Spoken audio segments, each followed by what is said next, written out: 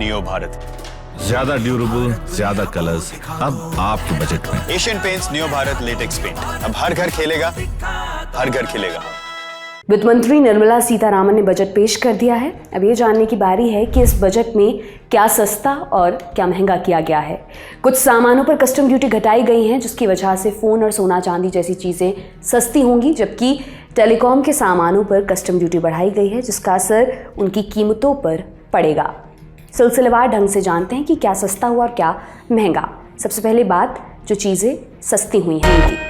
Mobile charger और accessories पर शुल्क 15% घटाया गया। सोने और चांदी पर सीमा शुल्क 6% कम किया जाएगा, जबकि प्लैटिनम पर 6.4% कम किया जाएगा। कैंसर के इलाज में काम आने वाली 3 दवाओं को बेसिक सीमा शुल्क से छूट दी गई।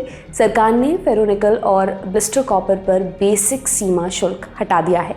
वित्त मंत्री ने सोलर पैनल्स के निर्माण में इस्तेमाल होने वाले ज़्यादा सामानों पर छूट देने की बात कही है। 25 महत्वपूर्ण खनिजों पर सीमा शुल्क से पूरी तरह छूट दी गई।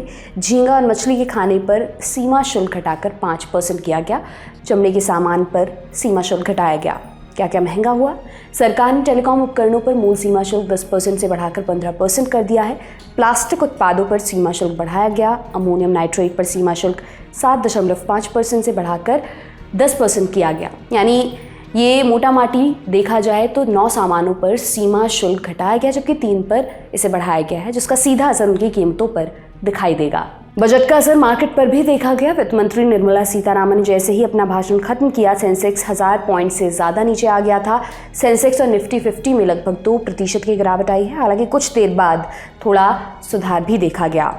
इसके अलावा बजट में वित्त मंत्री ने इनकम टैक्स स्लैब में बदलाव की घोषणा की है। नए टैक्स सिस्टम के तहत अब सालाना 3 से 7 लाख आय पर 5% टैक्स लगेगा। अभी तक 3 से 6 लाख रुपए की आय वालों पर 5% टैक्स लगता था, यानी इस स्लैब में 1 लाख रुपए का बदलाव किया गया है।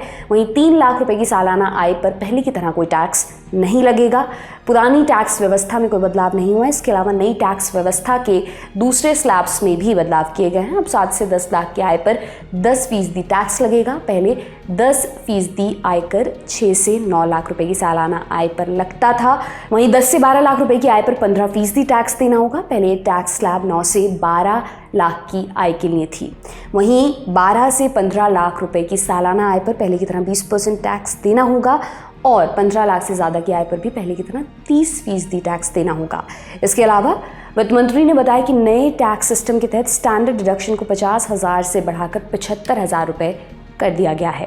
वहीं बजट में 1 करोड़ युवाओं के लिए इंटर्नशिप प्रोग्राम का ऐलान भी किया गया है। वित्त मंत्री निर्मला सीतारामन ने इसकी घोषणा करते हुए कहा कि सरकार 500 टॉप कंपनियों में 1 करोड़ युवाओं को इंटर्नशिप के अवसर प्रदान करने के लिए एक योजना शुरू करेगी। इसमें 5,000 रुपये प्रति माह इंटर्नशिप भत्ता और 6,000 रुपये की एक मुश्त सहायता दी जाएगी। 6,000 रुपये की राशि इंटर्नशिप पूरा करने के बाद दी जाएगी। आपका इसे लेकर क्या मानना है, हमें कमेंट सेक्शन में बताएं। ये तमाम जानकारी आपके लिए लेकर आए थे हमारे साथी सौरभ त्रिवेदी। मैं हूं दिव्यांशी सम्राव। आप देखते रहिए दी लल्लन टॉप। शुक्रिया।